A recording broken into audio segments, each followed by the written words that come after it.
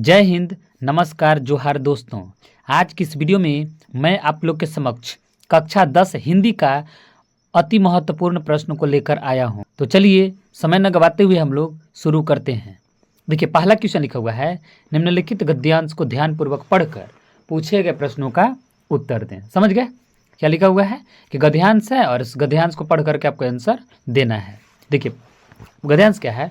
पुस्तकें मनुष्य की सबसे अच्छी मित्र होती हैं। आपको पता ही होगा कि किताब उताब जो होता है आदमी का अच्छा दोस्त होता है। वे हमें ज्ञान, प्रेरणा और मनोरंजन देती हैं। मैंने ज्ञानों देते हैं, प्रेरणा भी देते हैं और मनोरंजन भी देते हैं। पढ़ने की आदत न केवल हमारी शब्द संपदा को बढ़ाती है, बल्कि यह हमारी सोच को भी गहराई देती है। कहने का मतलब है कि जब हम पढ़ते हैं तो सिर्फ हमारा डिक्शनरी नहीं बढ़ता है, शब्दकोश नहीं बढ़ता है, बल्कि हमारी सोचने की गहराई को भी बताता है। सोच सकते हैं हम लोग गहराई से। आज के डिजिटल युग में लोग मोबाइल और कंप्यूटर पर अधिक समय बिताने लगे हैं। कहने का मतलब है कि आज के समय में लोग क्या कर रहे हैं? मोबाइल पर ज़्यादा टाइम पास करते हैं और कंप्यूटर पर समय बिताने लगे हैं, जिससे पढ़ने की आदत धीरे धीरे कम हो रही है। अब लोग मोबाइल पर बिजी हैं तो पढ़ने की आदत कम है, किताब बहुत कम पढ़ रहे हैं लोग। यदि हम प्रतिदिन थोड़ा समय पुस्तकों के साथ बिताएं तो यह हमारी मानसिक क्षमता को बढ़ाने में मदद करेगा। कहने का मतलब है कि अगर मोबाइल छोड़ के अगर हम पढ़ने पर थोड़ा ध्यान देने लगें, किताब के साथ गुजारें, तो क्या होगा? हमारी मानसिक क्षमता बढ़ेगी। इससे क्या बढ़ेगी? मानसिक क्षमता बढ़ेगी और हमें जीवन में सही निर्णय लेने की क्षमता प्रदान करेगा, है ना। हम लोग निर्णय ले सकेंगे। पढ़ने से हमारी कल्पना शक्ति का विकास होता है और हम नए विचारों को अपनाने के लिए तैयार रहते हैं। देखिए, इसको मार समझाने की ज़रूरत नहीं है, इतना आप लोग समझदार हैं। एक बार पढ़े होंगे तो आपको समझ में आ गया होगा कि किताब के बारे में लिखा हुआ है कि किताब के साथ अगर हम लोग बिताएंगे तो हमें सोचने की गहराई मिलेगा, शब्दकोश बढ़ेगा, ये सब लिखा हुआ है। लेकिन आज की ज़िंदगी में लोग क्या कर रहा है? मोबाइल के साथ, कंप्यूटर के साथ बिता रहा है, तो धीरे धीरे उनकी मानसिक क्षमता में कमी होती जा रही है। लोग एकजुट नहीं हो पा रहे हैं। किताब के साथ रहते थे तो गहराई रहती थी लोगों में, लेकिन अभी की ज़िंदगी में लोगों के साथ कोई गहराई नहीं है। तो देखिए, अब इससे रिलेटेड कुछ क्वेश्चन है। अब आगे हम क्वेश्चन को करते हैं। देखिएगा क्वेश्चन क्या है, इसको थोड़ा नीचे ही कर देते हैं। देखिए, अब दिख रहा होगा आपको, वैसे दिख रहा है कब से। पुस्तकों को मनुष्य का सबसे अच्छा मित्र क्यों कहा गया है? अभी हमने पढ़ के बताया कि जो किताब होता है वो अगर उसके साथ रहेंगे तो हम लोग गहराई, सोचने की गहराई हमारे अंदर आ जाएगी। समझ गए ना। चलिए स्टार्ट करते हैं ऑप्शन के साथ। क्वेश्चन क्या था? पुस्तकों को मनुष्य का सबसे अच्छा मित्र क्यों कहा गया है, दोस्त क्यों कहा गया है? पहला, वे हमें धन देती हैं। किताब हमको पैसा देता है, ये आपको बताना है, ठीक है। दूसरा है, वे हमें ज्ञान, प्रेरणा और मनोरंजन देती हैं। याद रखिए, गद्यांश से रिलेटेड ही होनी चाहिए। क्या कहीं पर धन की बात कही गई थी इसमें? कहीं पर ये जो आपका ये जो लिखा हुआ है, ये जो गद्यांश लिखा हुआ है, इस गद्यांश में कहीं पर भी, इस गद्यांश में कहीं पर भी आपको दिखा है पैसा के बारे में बात किया हुआ? नहीं है, तो इसका मतलब नहीं लिखेंगे, यानी ये गलत बात है। पहला जो क है वो गलत होगा। वे हमें ज्ञान, प्रेरणा और मनोरंजन देती हैं। तो देखिए, मिलाइए, यहाँ पर क्या लिखा हुआ है कि वे हमें ज्ञान, प्रेरणा और मनोरंजन देते हैं। तो ये बात सही है कि नहीं सही है? बिल्कुल सही है। तो ये आपका क्या हो जाएगा? राइट आंसर हो जाएगा। अगला भी देख लेते हैं। वे यात्रा में साथ रहती हैं। यात्रा मतलब का घूमने में मोबाइल रखता है लोग, अब पुस्तक नहीं रखते हैं, तो ये गलत बात है। वे हमें खेल सिखाते हैं। किताब खेल थोड़े ना सिखाते हैं, किताब तो हमें ज्ञान, प्रेरणा और मनोरंजन देती हैं। ये नहीं इसका आंसर होगा। तो इसका राइट आंसर क्या हो जाएगा दोस्तों? क हो जाएगा। यानी इसका राइट आंसर क्या हो जाएगा? क हो जाएगा कि पुस्तक मनुष्य का सबसे अच्छा मित्र क्यों है? क्योंकि वे हमें ज्ञान, प्रेरणा और मनोरंजन तीनों देती हैं। कोई दिक्कत? आगे बढ़े हम लोग। वेरी गुड, आगे बढ़िए। डिजिटल युग में पढ़ने की आदत कम होने का कारण क्या है? आज के डिजिटल युग में लोग पढ़ क्यों कम रहे हैं? क्यों बढ़िया से पढ़ाई वढ़ाई नहीं कर रहे हैं? और याद रखिए, गद्यांश डिजिटल जरूर आएगा एग्जाम में, तो इसको आपको ज़रूर समझ लेना है, पढ़ लेना है, इसको ज़रूर याद रखना है। तो क्या है, डिजिटल युग में पढ़ने की आदत कम होने का कारण क्या है? तो देखिए, लोग मनोरंजन के लिए केवल अखबार पढ़ना पसंद करते हैं। ऐसा नहीं है, मोबाइल बात है ना, तो ये गलत बात है। लोग अपना अधिकतर समय मोबाइल और कंप्यूटर पर बिताने लगे हैं। क्या बिताने लगे हैं? मोबाइल और कंप्यूटर पर बिताने लगे हैं, यही लिखा हुआ था। कि लोग जो हैं, ये देखिए ये लिखा है ना कि ये लिखा हुआ है कि आज के डिजिटल युग में लोग मोबाइल और कंप्यूटर पर अधिक समय बिताने लगे हैं। तो ये वाला ना बात सही हुआ। तो ये वाला अगर बात सही हुआ तो यही वाला इसका राइट आंसर हो जाएगा। तो इसका राइट आंसर क्या हो जाएगा कि लोग अधिकतर समय किस पर बिताने लगे हैं, तो मोबाइल और कंप्यूटर पर बिताने लगे हैं। कोई दिक्कत, आगे बढ़ें, ठीक है। आइए अब हम लोग प्रश्न संख्या 3 को देखते हैं। आइए अब हम लोग प्रश्न संख्या तीसरा को देखते हैं। प्रतिदिन पुस्तकों के साथ समय बिताने से क्या लाभ होता है? मतलब किताबों के साथ अगर समय बिताएंगे तो क्या फायदा होगा? ऑप्शन क्या है? पहला क, मानसिक क्षमता का विकास होता है और निर्णय लेने की योग्यता बढ़ती है। दूसरा है, मोबाइल के उपयोग में निपुणता आ जाती है। पुस्तकों के साथ अगर समय बिताएंगे तो निपुणता थोड़ी ना आएगी, ठीक है। तो ये तो बात गलत हो गई, ये गलत। केवल कल्पना शक्ति कम होती है। क्या सोचने की शक्ति थोड़ी ना कम होती है? निगेटिव बात नहीं होगी, निगेटिव नहीं होगा। अच्छा, केवल जीवन में असमंजस मतलब निगेटिव चीज़ है। तो ये जो ऑप्शन है तीनों गलत हुआ। तो ऑप्शन ए क्या होगा इसका? क जो है इसका राइट आंसर हो जाएगा, ठीक है। आगे बढ़ते हैं। ज्ञान शब्द का पर्यायवाची गद्यांश के अनुसार कौन सा है? ज्ञान का पर्यायवाची आपको बताना है, गद्यांश के अनुसार लेकिन आपको बताना है। तो देखिए, पुस्तक ज्ञान का अर्थ तो नहीं हुआ, खेल तकनीक नहीं हुआ, तो क्या हो जाएगा इसका राइट आंसर? इसका राइट आंसर जो हो जाएगा वो हो जाएगा आपका घ इसका राइट आंसर आपका हो जाएगा। कौन सा इसका राइट आंसर हो जाएगा? घ। मैं घ लिख देता हूँ, घ, ठीक है। घ इसका राइट आंसर हो जाएगा क्योंकि बन नहीं रहा है, नीचे किया तो घसक जा रहा था। वैसे देखते हैं, हाँ घ इसका राइट आंसर हो जाएगा। अब पुर गया इसका, तो इसको हम लोग मिटा देते हैं। ये मिट गया, तो घ में मैं इसका राइट आंसर कर दिया, ठीक है। और इसका मैंने क्या बताया था कि मानसिक क्षमता में विकास होता है, तो इसको आपको याद रखना है। चलिए हम लोग आगे बढ़ते हैं, फटाफट आगे बढ़ना है, समय बर्बाद नहीं करना है। इसको थोड़ा मैं बड़ा कर देता हूँ ताकि आप लोग को समझ में अच्छी तरह से आते रहे। इसको हाँ अब दिखेगा आपको। चलिए, दूसरा भी गद्यांश ही है लेकिन पोएट्री का है, यानी पद का बोलते हैं ना, गद्य और पद होता है, तो ये पोएट्री का है। पर्वत कहता शीश उठाकर तुम भी ऊंचे बन जाओ। पर्वत खड़ा रहता है ना ऊंचा में, तो उससे क्या सीखने को मिलता है कि तुम भी ऊंचे बनो, मोटिवेशनल है। सागर कहता है लहराकर मन में गहराई लाओ। मतलब सागर कहता है कि लहराओ और मन में गहराई लाओ, जैसे मैं लाता हूँ।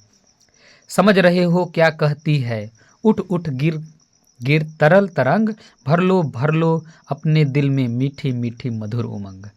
उसके बाद समझाया जा रहा है कि उठ उठ कर गिर, मतलब जो उठ उठ और गिर गिर, तरल तरंग मतलब ऊपर और नीचे जो तरंग होती है, देखे होंगे कि तरंग इस तरह से चलते रहती है, तो कभी ये ऊपर उठती है, कभी नीचे जाती है, कभी ऊपर उठती है और कभी नीचे जाती है। भर लो अपने दिल में मीठी मीठी मधुर उमंग, मतलब एक बार ऊपर जाता है नीचे जाता है तो मधुर मधुर उमंग इस तरह से भर लेना है, अपने में खुशियाँ ले लाना है।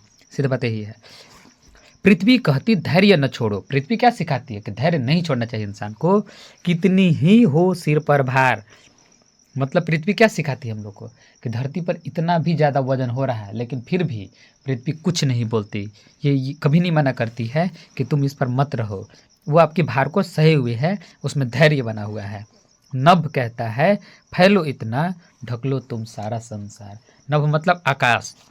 आकाश कहता है कि इतना ज़्यादा अपने आप को फैला लो, यानी अपनी ऊंचाइयों को इतना ज़्यादा ऊंचा कर लो कि लोग नापते नापते थक जाएंगे। अपनी सफलता को इतना ज़्यादा ले लाओ कि लोग तुम्हारी सफलता को तौल भी नहीं पाएँ, ठीक है। तो आगे बढ़ते हैं। कविता प्रकृति संदेश में सागर से कवि हमें क्या सीख लेने को कहते हैं? मतलब प्राकृतिक संदेश से कवि क्या सीख मतलब लेने को कहते हैं, क्या सीख मिलता है इससे, किससे? प्रकृति के संदेश से क्या सीख मिलता है बताना है आपको। पहला ऑप्शन क्या है? साहस और दृढ़ता। दूसरा है मन में गहराई लाना। तो प्रकृति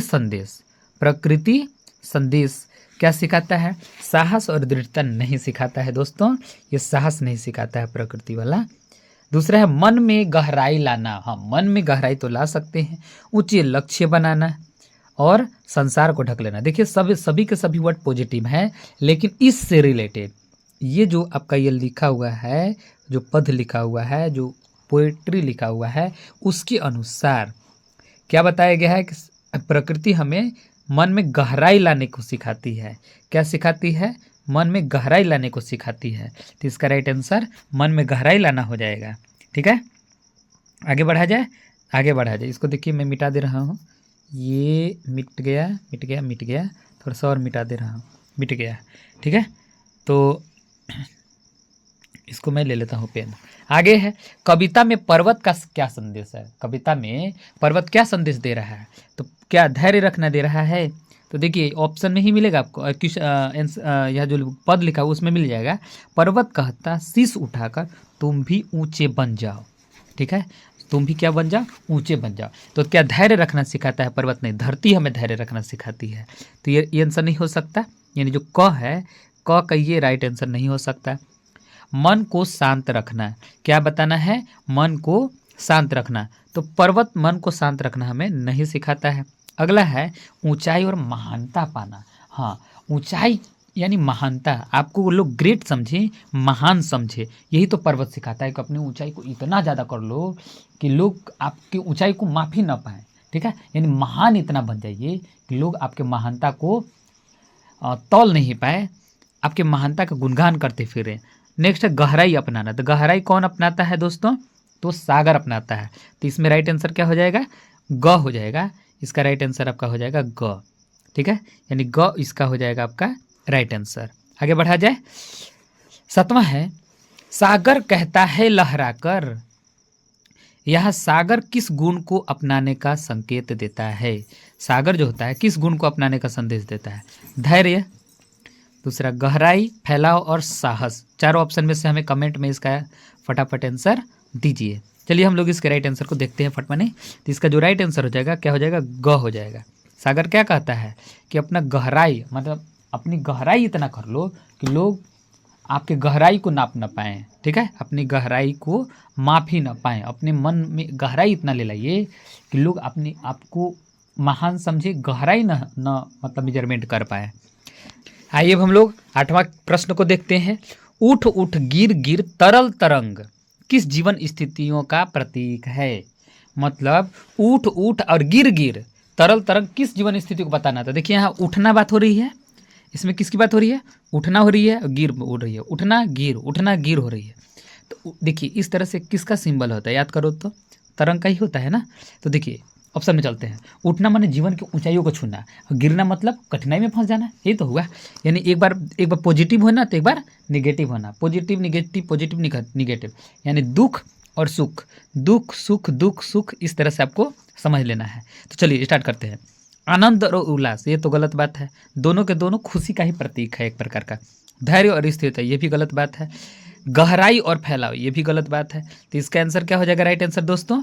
कठिनाइयाँ और सफलताएं, क्योंकि जीवन में देखिए कठिनाई भी आती है। देखिए कभी आपको सफलता मिलेगी तो कभी गिर जाइएगा, यानी असफलता मिलेगी, है ना, यानी कठिनाई मिलेगी, फिर सफलता मिलेगी, फिर कठिनाई मिलेगी। तो इस तरह से तरंगे सिखाती हैं हमें कि कठिनाई और सफलता दोनों जीवन में आता है। यानी जीवन में सुख भी आता है और दुख भी आता है, यानी हर सुख के बाद एक दुख मिलेगा और एक दुख के बाद आपको सुख भी मिलेगा। यही तो जीवन है, तो यही तरंग हमें सिखाती हैं। चलिए हम लोग आगे बढ़ेंगे फटमाने। आइए हम लोग अब व्याकरण के प्रश्न को देखते हैं। तो क्या है? निम्नलिखित प्रश्नों के सही विकल्प का चयन करना है। व्याकरण में आपको विकल्प जरूर मिलेगा। तो नामा क्या है? यदि तुम मन लगाकर पढ़ोगे तो परीक्षा में अवश्य सफल होगे। यह वाक्य है, कैसा वाक्य है बताना है। यदि तुम मन लगाकर पढ़ोगे तो परीक्षा में सफल होगी, कौन सा वाक्य है? चलिए बताइए।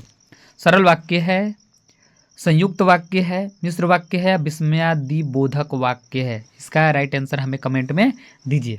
तो देखिए सरल वाक्य तो नहीं है, क्योंकि यदि तुम मन लगाकर पढ़ोगे तो ज्वाइंट कर रहा है यहाँ पर। तो जो वर्ड है यहाँ देखिए कंडीशन यदि दे रहा है, तो इसका क्या कर रहा है? ज्वाइंट कर रहा है। तो ये सरल वाक्य नहीं हो सकता। संयुक्त वाक्य होगा? नहीं होगा। तो मिश्र वाक्य हो जाएगा, क्योंकि यदि तुम मन लगाकर पढ़ोगे तो परीक्षा में अवश्य सफल होगी। यहाँ वाक्य मिला हुआ है, दो वाक्य, तो मिश्र वाक्य है, मिला हुआ वाक्य, कॉम्बिनेशन है यहाँ पर। अगला क्या है?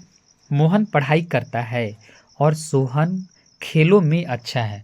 मोहन पढ़ाई करता है और सोहन खेलों में अच्छा है।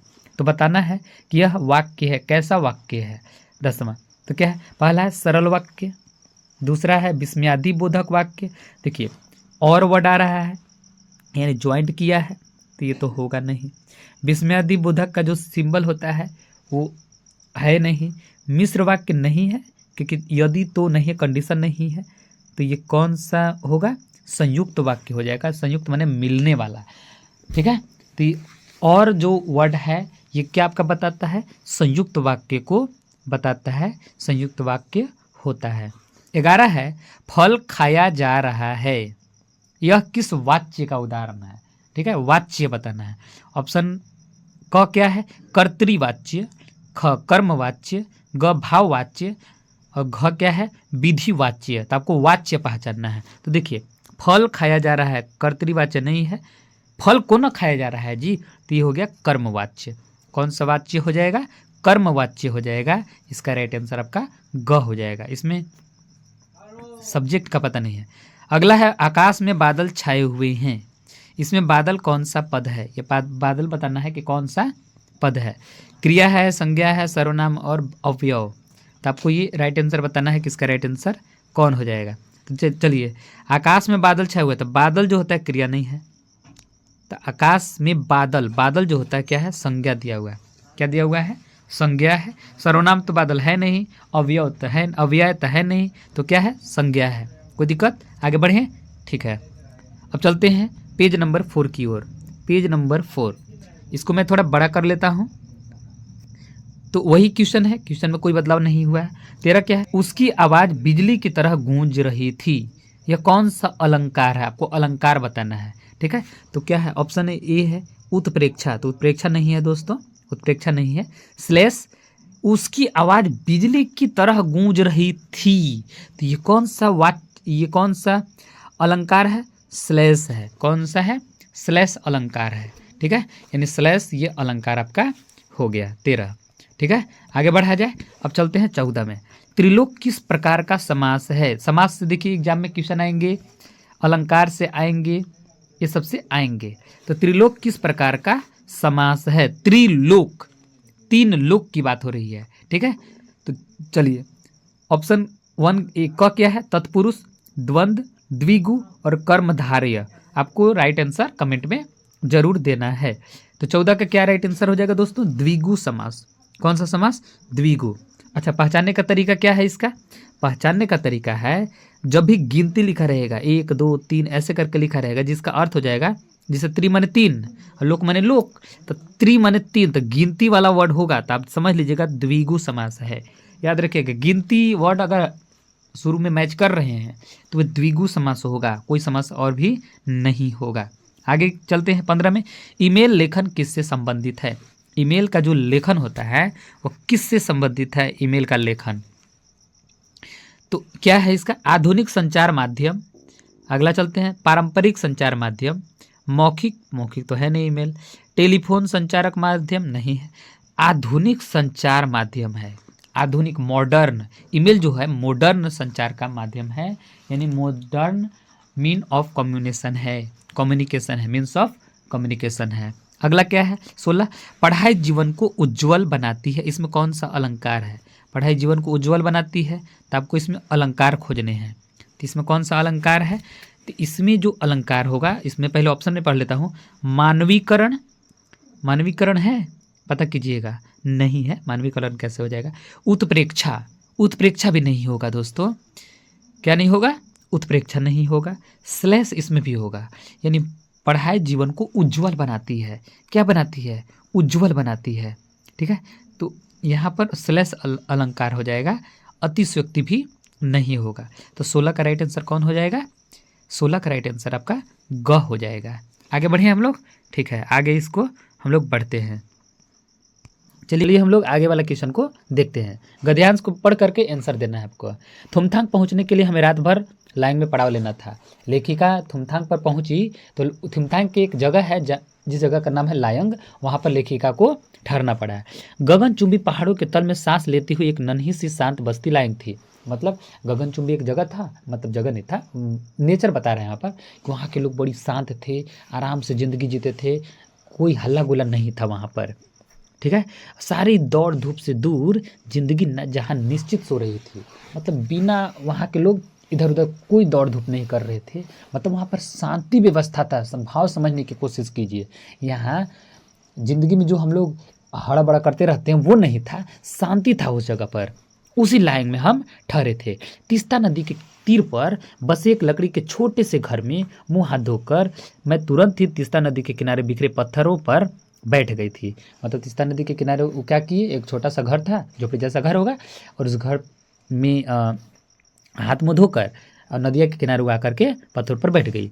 सामने बहुत ऊपर से बहता झरना नीचे कल कल बहती तीस्ता में मिल रही थी। ऊपर से झरना गिर रही थी, ऊपर से क्या गिर रही थी, झरना गिर रही थी। जैसे मान लीजिए यहाँ पर लेखिका बैठी हुई है इस जगह पर, ऊपर से यहाँ पर झरना गिर रही है। तो बताइए, जहाँ झरना मान लीजिए नदी है, नदी में झरना गिर रही है, पहाड़ पर बैठे हुए हैं, बगल में घर है और नेचर ओचर है, कितना सुंदर दिखता है वो दृश्य, बहुत अच्छा लगता है। नेचरों के बीच तो मुझे बहुत अच्छा लगता है, पता नहीं आपको कैसा लगता है, आप मुझे कमेंट में इसको बताइएगा। ठीक है, आगे बढ़ें। ठीक, सामने मैंने वही बताया कि सामने ऊपर से गिर रही थी झरना, वहाँ पर बैठी थी, मंद मंद हवा बह रही थी, हवा भी एकदम मस्त बह रहा था, उनको पेड़ पौधे झूम रहे थे, एकदम आराम से हवा बह रहा था, शांत हवा था, मस्त लग रहा था। गहरे बादलों की परत ने चांद को ढक रखा था और वहाँ पर बादल थी, तो बादल की वजह से चांद दिखाई नहीं दे रहा था, रात का समय था ना। बाहर परिंदे और लोग अपने घरों को लौट रहे थे। परिंदे माने पक्षी उक्षी अपना घर लौट रहे थे। शाम में क्या करता है पक्षी, घर पे ही तो लौट जाता है। वातावरण में अशुद्ध शांति थी। मंदिर की घंटियों से घुंघरुओं की झुंझुनाहट से आंखें अनायास भर आई। मतलब इतना अच्छा लग रहा था, एकदम अद्भुत था, शांत था। मंदिर की घंटी बज रहा था, टन टन टन टन, घुंघरुओं की झुंझुनाहट सुनाई दे रही थी और आंखों में अनायास भर आई। ठीक है, आंखों में इतना मजा आया उनको, खुशी के आंसू उनको आ गए। आगे बढ़े तो आगे चलिए, देखिए, चलिए हम लोग प्रश्न की ओर चलते हैं। लायंग किस प्रकार की बस्ती बताई गई है? लायंग को किस प्रकार का बस्ती बताया गया है? चलिए, भीड़ भाड़ वाली नहीं, इसमें भीड़ भाड़ की तो नहीं बात कही गई है। शांत और नन्ही, हाँ शांत की बात है। औद्योगिक और आधुनिक नहीं हो सकता, यहाँ औद्योगिक नहीं है, नेचर की बात की गई है, शांत और नन्ही सी जगह है। अगला चलते हैं, उपर्युक्त गद्यांश में वातावरण की शांति की तुलना किससे की गई है? मतलब वातावरण की शांति की तुलना किससे किया गया है इसमें? ठीक है, तो चलिए, शंख ध्वनि से नहीं, शंख ध्वनि की बात तो इसमें कहीं भी नहीं गई है, तो ये नहीं हो सकता। बाजे की धुन से, का डीजे बज रहा था, नहीं, ये भी नहीं होगा। मंदिर की घंटियों और घुंघरों की रुनझुनाहट से, ये बात सही है, यानी ये बात सही है। समुद्र की लहर की बात नहीं है, वहाँ लहर थी ही नहीं, तीस्ता नदी के किनारे समुद्र थोड़े ना था। तो मंदिर की घंटियों और घुंघरुओं की झुंझुनाहट से, बोलने में देखिए, स्पीड बोलने में बाई चांस मेरा जीभ लड़खड़ा सकता है। ठीक है, तो आप लोग बुरा नहीं मानिएगा, आपको यहाँ पर मैं आंसर लिख के दे रहा हूँ। ठीक है, आगे बढ़ते हैं, पेज नंबर 6 की ओर चलते हैं। देखिए, पेज नंबर 6 में हम लोग घुस गए। ठीक है, आगे है, देखिएगा, निम्नलिखित गद्यांश को ध्यानपूर्वक पढ़ना है और सही उत्तर देना। वही बात है, तुम्हारी यह धुंधली मुस्कान मृतक में भी डाल देगी जान, धूली धूसर तुम्हारे ये गात। मतलब ये जो सुंदर मुस्कान है, जो मरा हुआ इंसान है, उसमें भी क्या डाल देगा, जान डाल देगा। धूली धूसर तुम्हारी ये गात, छोड़कर तालाब में मेरी झोपड़ी में खिल रहे जलजात। मतलब ऐसा लगता है कि तालाब छोड़कर झोपड़ी में कमल खिल चुका हो। क्या खिल चुका हो दोस्तों? कमल खिल चुका हो। परस पाकर तुम्हारा ही प्राण पिघल जल बन गया होगा कठिन पाषाण। मतलब तुम्हारी ये मुस्कान देखकर पत्थर भी पिघल गया होगा। क्या पिघल गया होगा? पाषाण मतलब पत्थर भी पिघल गया होगा। चैप्टर से रिलेटेड समझिए बात को, किस चैप्टर का है, पाठ के नाम क्या है, इमेजिन कीजिए। तो चैप्टर का नाम क्या है? बच्चे की दंतुरित मुस्कान। ठीक है, चलिए स्टार्ट करें हम लोग। ये लंबा समय, देखिए, मार समझाने से कुछ फ़ायदा नहीं है, मार नहीं समझाएंगे। आप लोग 10 क्लास के विद्यार्थी हैं, आप लोग इतना समझदार हैं। 19 देखिए, मृतक में भी डाल देगी जान। क्या क्या अर्थ है, क्या मतलब है इसका? तो इसका मतलब क्या है, देखिए, मरे हुए को जिंदा कर देना है, मरे हुए को क्या कर देना, जिंदा कर देना। यहाँ वो मतलब नहीं है कि बच्चे को दंतुरित मुस्कान देखा सचमुच में जो मरा हुआ जिंदा हो जाएगा, ये अर्थ नहीं है रियल में, वो तुम भाव बता रहा है, तो ये नहीं हो सकता। अगला है हारे हुए को जिता देना, नहीं ये भी ठीक ठाक सूटेबल नहीं वर्ड है। अगला है हताश और निराश व्यक्ति में भी खुशी ला देना, हाँ ये बात तो सही है। अगला है माँ बाप का काम आसान कर देना, ये बात नहीं है, ये बात सही है कि जो लोग हताश हो जाते हैं, निराश हो जाते हैं, और वहाँ अगर बच्चा लोग रोता है या बच्चा जब हंसता है तो लोग बहुत खुश हो जाते हैं, दिल उनका खुशी से। अगर मान लीजिए दुखी में भी कोई इंसान है, बच्चा छोटा बच्चा देख लेगा और हंसते हुए देख लेगा तो उसके अंदर भी मुस्कान आ जाती है। तो इसका जो राइट आंसर हो जाएगा कौन हो जाएगा, ग हो जाएगा। ठीक है, अगला चले ना 20 में है धूली धूसर तुम्हारे ये गात, पंक्ति में गात का अर्थ बताना है। किसका अर्थ बताना है दोस्तों, गात का अर्थ बताना है, किसमें गात का अर्थ क्या होगा। तो चलिए देखते हैं। वस्त्र गात का मतलब नहीं होता, क्या होता है, शरीर होता है, खेत नहीं होता है और खेल नहीं होता है। यानी गात का मतलब क्या हुआ, शरीर हो रहा है। क्या होगा दोस्तों, शरीर होगा। आगे बढ़ा जाए, ठीक है आगे हम लोग बढ़ते हैं पेज नंबर 7 की ओर। आप लोग के लिए मैं ले लाया हूँ इस तरह से, ठीक है, थोड़ा हंसना भी जरूरी है, हंसना चाहिए इंसान को। अगला है सही विकल्प वही है, विकल्प चुनना है, आगे बढ़ना है। तो 20 तक तो हो गया था ना, मैं एक बार फिर से थोड़ा सा मैं देख लेता हूँ। 20 तक हो गया था, 20 तक हो गया था, मुझे दिखाई दे दिया, छोटा है बट दिखाई दिया। भोलानाथ किसको देखकर सिसकना भूल जाते थे, भोलानाथ जो थे किसको देखकर रोना भूल जाते थे। सिसकना मतलब धीरे धीरे रोना है ना, आराम आराम से रोना, आवाज़ जोर जोर से नहीं करना, सिसुकना, उसी को सिसकना बोलते हैं। तो चलिए देखते हैं। अपनी माता को देखकर, नहीं अपनी माता को देखकर नहीं भूलते थे भी, ये नहीं होगा। अगला है अपने पिता को देखकर, माता पिता की बात इसमें नहीं है, ये नहीं होगा। खेल के साथियों को देखकर, अपने भाइयों को देखकर, देख भाई को देखकर नहीं सिसकना भूलते थे, साथियों को देखकर, यानी खेल के साथियों को देखते थे ना तो हंसने लगते थे। भाई दोस्त बच्चा है और रो रहा है और वो दोस्त कहेगा चलो जी खेलने चलो, तो बच्चा भाग जाता है, ठीक है। तो सिसकना भूल जाता है, मैंने रोना धोना भूला जाता है, जाके खेलने लगता है, ये समझिए बात को, ठीक है। आगे चले 22 में। उद्धव कृष्ण का कौन सा संदेश लेकर आए थे। उद्धव जो थे कृष्ण के पास, कृष्ण का कौन सा संदेश लेकर गोपियों के पास गए थे। मतलब गोपी के पास कौन आए थे, उद्धव लोग आए थे, कृष्ण जी का संदेश लेकर आए थे। तो कौन सा संदेश था ये बताना है। प्रेम संदेश था कि अनुराग था कि योग संदेश था कि इनमें से कोई नहीं था।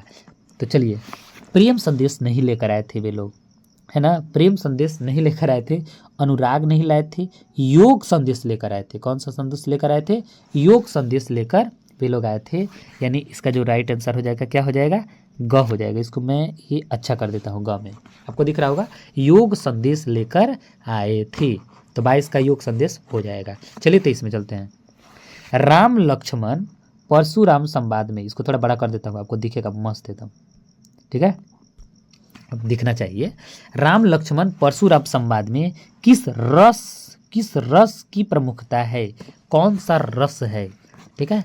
रस मतलब आप समझ रहे हैं ना, इंटरेस्ट एक प्रकार का समझिए। अगर मैं हिंदी पढ़ाऊंगा तो वहाँ पर आपको आइडिया से बताऊंगा। रस मतलब मज़ा, ठीक है, रस मतलब मज़ा, किस रस की बात की गई है इसमें। तो देखिए चलते हैं। हास्य रस, क्या हंसने वाली बात की गई है, नहीं इसमें हंसने वाली बात नहीं है, ठीक है। करुण रस, तो करुण रस की बात नहीं कही गई है। शांत रस नहीं है, वीर रस की बात की गई है। राम लक्ष्मण परशुराम जब संवाद होता है तो वीरों की विशेषता के बारे में इसमें कही गई है। वीर योद्धा, राम जी जो धनुष तोड़े तो उसमें वीर योद्धा की हुई, फिर धनुष तोड़ने के बाद परशुराम आए थे तो वीर योद्धा, मतलब वीर की बात ही इसमें बताई गई है। यानी वीर रस इसका राइट आंसर हो जाएगा। कौन सा हो जाएगा बाबू, राइट आंसर इसका क्या हो जाएगा, वीर रस हो जाएगा, ठीक है। इसको अब हम लोग बड़ा कर दिए थे, अब मैं उतना ही रखूँगा तो आपको दिक्कत नहीं होगी। थोड़ा सा मैं इधर कर देता हूँ इसको। 24 में आइए। उत्साह कविता में कवि ने बादल की तुलना किससे की है। उत्साह कविता है तो उसमें बादल की तुलना किससे की गई है बताना है। धरती से की गई है कि आकाश से की गई है कि कवि से की गई है कि इनमें से कोई नहीं। देखिए कवि से तो हो नहीं सकता, इनमें से कोई नहीं हो सकता। क और ख में इसका राइट आंसर चुनना है। तो उत्साह जो शब्द है वो आपका धरती से किया गया है। किससे किया गया है? धरती से। मैं पेन बदल लेता हूँ क्योंकि रेड में रेड अच्छा नहीं दिखेगा तो मज़ा नहीं आएगा आप लोग को। तो मैं इस पेन को ग्रीन कर लिया। क्या कर लिया? ग्रीन कर लिया। ग्रीन भी अच्छा नहीं लग रहा है ना, मुझे लगता है कि आप लोग को अच्छा नहीं लग रहा होगा। ये ग्रीन को मैं ग्रीन ले लेता हूँ, ग्रीन ब्लू ले लेता हूँ, ब्लू अच्छा कलर है। तो किससे की गई है बच्चा लोग? धरती से किया गया है। तो धरती पर मुझे लगता है कि मैं छेद दिया हूँ, तो ये भी आपको अच्छा नहीं लग रहा होगा, तो बगल में मैं ऐसे लगा दूंगा तो आपको समझ में आ जाएगा, तो छेचल नहीं दिखेगा। आगे बढ़ा जाए, ठीक है। अगला है, यह धुंधली मुस्कान कविता की कवि कौन है? मतलब धुंधली मुस्कान जो कविता है उसके कवि कौन है ये बताना है। सीधा सीधी कवि बताइए, कवि का नाम बताइए। धुंधली मुस्कान वाला कवि का नाम बताइए, ठीक है। तो नागार्जुन है, नागार्जुन तो ये है था, तो इसका राइट आंसर हो जाएंगे नागार्जुन साहब। ये 3 गो नहीं होंगे। तो नागार्जुन धुंधली मुस्कान के कवि हैं। कवि और लेखक जरूर याद कर लेना है। क्या याद रखना है? कवि और लेखक। कवि और लेखक का नाम आप जरूर याद कर लीजिएगा। पाठ के जो कवि और लेखक होंगे उनका नाम आपको याद जरूर रख लेना है, ठीक है। तो कवि और लेखक का नाम आपको याद होना चाहिए। आगे हम लोग चलें, 26 में आइए। तो 26 को देखते हैं हम लोग। 26 से चलिए। जितेन नार्ग की जीप में किसकी तस्वीर लगाई हुई थी? जितेन नार्ग के जीप में किसकी तस्वीर लगाई गई थी? तो जितेन नार्ग कौन थे आपको बताना है कमेंट में। तो बताना है सीधी सीधी बात, उनके जीप में किसकी तस्वीर लगा हुआ था? सीधा सीधी बात यही है। तो क्या महात्मा गांधी की लगी हुई थी? नहीं, इनका नहीं लगा था। दलाई लामा का लगा हुआ था। दलाई लामा कहाँ के रहने वाले थे? तिब्बत ना। तिब्बत पहले चीन का हिस्सा था, चीन ने उसको हड़प लिए थे। तो दलाई लामा कहाँ आ गए थे? इंडिया आ गए थे। तो दलाई लामा यानी जितेन नार्ग की जीप में दलाई लामा का तस्वीर था। आगे बढ़ा जाए 27 में, चलिए। तो अब चलते हैं, इसको थोड़ा मैं छोटा कर देता हूँ, आपको जूम करके शायद स्क्रीनशॉट लेना होगा तो ले लीजिएगा, नहीं तो हम आपको इसका पीडीएफ प्रोवाइड करा देंगे। विद डिस्क्रिप्शन में हम लिंक दे देंगे, उसको आप क्लिक कीजिएगा तो आपको सीधे वहाँ पर डाउनलोड करने के लिए ऑप्शन दे देगा, पीडीएफ मिल जाएगा, आपको टेंशन लेने की ज़रूरत नहीं है। चलिए चलते हैं हम लोग पेज नंबर 8 की तरफ। और आज हम क्या करेंगे, आज हम पूरा नहीं करा पाएंगे क्योंकि देखिए ऑब्जेक्टिव क्वेश्चन हो जाएगा और आपका लघु उत्तरीय तक चलेंगे, सॉरी अति लघु तक चलेंगे। दीर्घ उत्तरीय जो लघु और दीर्घ है ना, वो हम लोग अगला दिन देखेंगे, पार्ट 2 में देखेंगे, क्योंकि एक वीडियो बहुत लंबा हो जाएगा तो आपको टाइम बोरिंग लगेगा, मतलब आपको अच्छा नहीं लगेगा, ठीक है। तो आगे बढ़ते हैं। फसल किसका गुणधर्म है? आपको फसल का गुणधर्म बताना है। फसल किसका क्वालिटी है, गुणधर्म है? क्या हाथ का है? हाथ का है, सही बताना है, गलती है, क्या है, आपको ऑप्शन में देना है। क्या पानी का गुणधर्म बताता है फसल, किसान का बताता है, या मिट्टी का बताता है? तो आपको राइट आंसर कमेंट में देना है। चलिए हम इसके राइट आंसर को फटफट देते हैं। इसका जो राइट आंसर हो जाएगा वो क्या हो जाएगा? इसका जो राइट आंसर हो जाएगा घ हो जाएगा। ये घ है, इसका राइट आंसर हो जाएगा दोस्तों, क्योंकि मिट्टी का ही गुणधर्म बताता है फसल, ठीक है, मिट्टी का बताता है। आगे बढ़ा जाए। संगतकार का क्या अर्थ होता है? संगतकार का अर्थ आपको बताना है। तो ऑप्शन क क्या है? मुख्य गायक, मुख्य गायक का साथ देने वाला गायक, या गीतकार, या संगीतकार? राइट आंसर को कमेंट में दीजिए। देखिए इसका राइट आंसर जो हो जाएगा, देखिए मैं समय नहीं बर्बाद कर रहा हूँ, देखिए करके तुरंत आंसर को बताते हैं क्योंकि समय नहीं है हम लोग के पास। तो इसका राइट आंसर क्या हो जाएगा दोस्तों? ख हो जाएगा। क्या हो जाएगा? ख हो जाएगा। मुख्य गायक का साथ देने वाला अन्य गायक, मतलब जो हेल्प कर रहे हैं, जैसे मुख्य गायक है, ये कोई मुख्य गायक है, ये अनरा नाम का लड़का है, और ये आपका बहिरा नाम का लड़का है, ये दोनों गायक हैं। ये दोनों क्या हैं? गायक है। तो ये मुख्य गायक है, माने मेन ये गायक है। मान लीजिए पवन सिंह है, नहीं खेसारी लाल यादव, खेसारिया कह रहे थे सॉरी। तो ये छोटू मोटू है, हेल्प करने वाले हैं, और ये खेसारी है। तो इनको अगर ये हेल्प कर रहे हैं, तो जो हेल्प कर रहे हैं तो इनको हम लोग क्या कहेंगे? संगतकार कहेंगे। यानी जो ये वाला है, ये अलग जो आदमी है, ये संगतकार कहलाएगा, ये खेसरिया मुख्य गायक कहलाएगा। समझ गए? ठीक है, खेसरिया कहेंगे तो आप लोग को समझ में आ रहा होगा, इसीलिए लिखे हैं। ऐसे किसी को खेसरिया नहीं कहा जाता है, लेकिन वो उसी नाम से आगे बढ़े हैं तो हम बोल दिए। शायद गलत, ऐसा नहीं बोलना चाहिए था मुझे, बट कोई दिक्कत नहीं है, हम सब एक ही हैं, बहुत अच्छे आदमी हैं वे, इसमें कोई दिक्कत नहीं है। 29 देखिए, मनु भंडारी की हिंदी प्राध्यापिका का क्या नाम था? मनु भंडारी की जो हिंदी वाली जो प्रिंसिपल थी, उन प्रिंसिपल का नाम बताइए। सीसा अग्रवाल, मनीषा यादव, शालिनी गुप्ता और ज्योति गोयल। आपको राइट आंसर कमेंट में देना है। चलिए इसके राइट आंसर को देखते हैं। शीला अग्रवाल इनके प्रिंसिपल थे। कौन थे? शीला अग्रवाल इनके प्रिंसिपल थे। यानी मनु भंडारी के हिंदी के प्रिंसिपल कौन थे? शीला अग्रवाल। अब चलते हैं 30 में। ऑब्जेक्टिव क्वेश्चन का ये लास्ट प्रश्न है। हवलदार साहब और यशमले में क्या समानता थी? हवलदार साहब और यशमले में क्या एक ही जैसा क्वालिटी था? समानता बताना है, इक्वालिटी बताना है। तो चलिए, दोनों यशम बेचते थे। नहीं, यशम नहीं बेचते थे, तो बिल्कुल देखते ही गलत हो गया। दोनों देशभक्त थे। हाँ, ये सही बात है। पान वाला दोनों का मजाक बनाता था, ये मजाक से मतलब ही नहीं है, इनमें से कोई नहीं है। यानी ये जो राइट आंसर हो जाएगा ख हो जाएगा। दोनों देशभक्त थे, यानी हवलदार साहब और यशमले दोनों के दोनों देशभक्त थे। चलिए अब हम लोग ऑब्जेक्टिव प्रश्न होता है खत्म। अब हम लोग चलते हैं सब्जेक्टिव में, यानी अति लघु उत्तरीय प्रश्न में चलते हैं। ठीक है, चलिए 9वां में चलते हैं। तो इसको मैंने देखिए आंसर भी साथ साथ लिख लिया है, तो इसलिए आपको दिक्कत नहीं होगी। और आंसर ऐसे ही लिखना है, जहाँ अति लघु में बहुत बड़ा बड़ा आंसर नहीं लिखा जाता है। हमने देखा है बहुत सारे बच्चों को कि ऑब्जेक्टिव में भी बहुत बड़ा बड़ा आंसर लिख देते हैं, जो कि गलत बात है, क्योंकि ऑब्जेक्टिव में इतना बड़ा बड़ा आंसर थोड़ा ना लिखा जाता है। ठीक है, ऑब्जेक्टिव में छोटा ही आंसर लिखा जाता है, लेकिन मान भी नहीं करता है, सब बदमाश होता है ये सब, क्या समझाइएगा। लेकिन आप लोग को ज़रूर मान लेना है, ठीक है, और बढ़िया नंबर ला के दिखाना है। ठीक है, चलिए 31 में चलिए। गोपियों ने उद्धव को योग की शिक्षा कैसे लोगों को देने की बात कही? क्योंकि योग की शिक्षा ही था, योग का संदेश ही था ना, लेकर आए थे गोपी, कृष्ण का संदेश लेकर आए थे गोपी के पास, उद्धव लोग योग संदेश लेकर आए थे। तो कैसे लोगों को देने की बात कही थी योग को, गोपी लोग बोले थे। तो चलिए, गोपियों ने कहा कि उद्धव योग की शिक्षा उन लोग को दे जिनका मन क्या है, बिल्कुल स्थिर है और प्रेम से रहित नहीं है, माने प्रेम से दूर नहीं है, क्योंकि हमारा तो प्रेम से दूर है।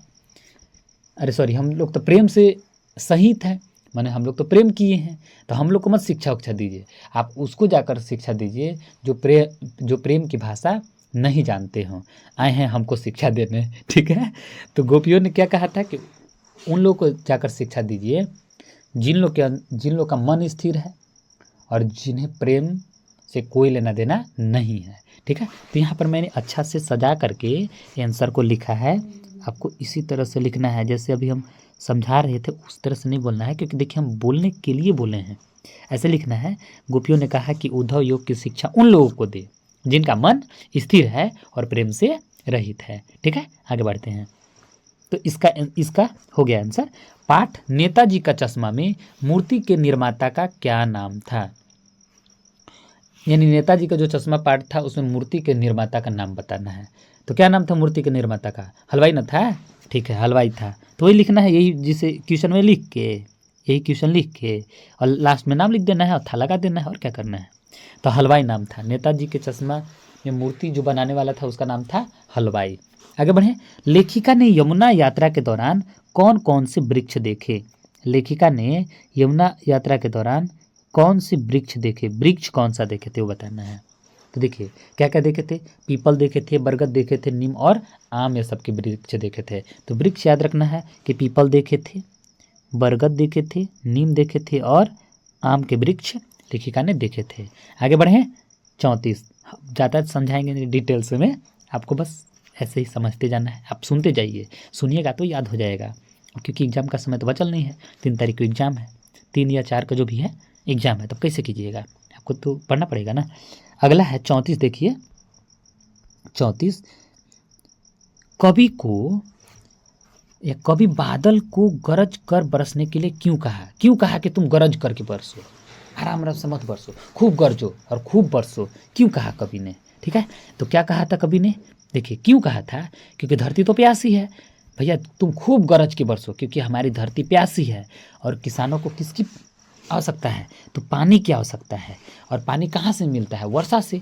यानी कभी बादल को गरज कर बरसने के लिए इसलिए कहा क्योंकि धरती क्या थी, प्यासी थी और किसानों को वर्षा की आवश्यकता थी। किसकी आवश्यकता थी? वर्षा की आवश्यकता थी, इसलिए गरज के बरसो, खूब बरसो, जितने गरजोगे उतने ही बरसो, ताकि धरती हमारी जो वर्षा की इसको वर्षा नहीं हुई है, वर्षा हो और फसल आराम से उपजा जा सके, माने रोपा जा सके। नेक्स्ट है नवाब नसर के व्यक्ति ने लेखक को क्या देने की पेशकश की थी? ठीक है, नवाब नसर के व्यक्ति ने लेखक को क्या देने की पेशकश की थी? क्या कहा था? तंबाकू मांगा था, सीधा सीधी बात है, खैनी दीजिएगा जी, खैनी मांगा था उसने। क्या मांगा था? खैनी मांगा था, तंबाकू देने की पेशकश की थी। चलिए अब हम लोग 36 नंबर क्वेश्चन को देखते हैं। बचपन के दिनों में बिस्मिल्लाह खान शहनाई का रियाज करने कहाँ जाते थे? बताना है कि जब वो छोटहन थे तो शहनाई का रियाज करने कहाँ जाते थे बिस्मिल्लाह खान, ठीक है, ये बताना है। तो चलिए देखते हैं। बचपन में बिस्मिल्लाह खान कहाँ जाते थे? तो गंगा नदी के किनारे और मंदिरों में जाते थे रियाज करने। कहाँ जाते थे शहनाई का रियाज करने? तो गंगा नदी के किनारे और मंदिर में जाते थे, ठीक है, गंगा नदी के किनारे ही वो जाते थे, मंदिर के किनारे। 37 नंबर क्वेश्चन को देखते हैं। एक कहानी यह भी पाठ के आधार पर बताइए कि लेखिका की 2 साल बड़ी बहन का क्या नाम था? एक कहानी यह भी चैप्टर है, तो उसमें लेखिका के 2 साल की बड़ी बहन का नाम बताना है। क्या नाम था? सुषमा था ना जी, सुषमा था। क्या नाम था? सुषमा था, वेरी गुड। आगे चलिए। 38 गीत के अंतर से भटकने वाले गायक को कौन संभालता है? गीत अगर कोई गा रहा है और अंतर से भटक रहा है तो कौन संभालता है उसको? तो संगतकार, जो हेल्प करता है, जो अभी हम खेसरिया वो सब बताए थे, संगतकार ही समझाता है। जहाँ गड़बड़ हो रहा है तो हेल्प करता है संगतकार। तो इसका इसका आंसर क्या हो जाएगा? संगतकार। कि गीत के अंतर से भटकने वाले गायक को संगतकार कहते हैं। तो आज के लिए इतना ही दोस्तों। अगला जो लघु उत्तरीय और दीर्घ उत्तरीय प्रश्न हम लोग नेक्स्ट डे लेकर आएंगे।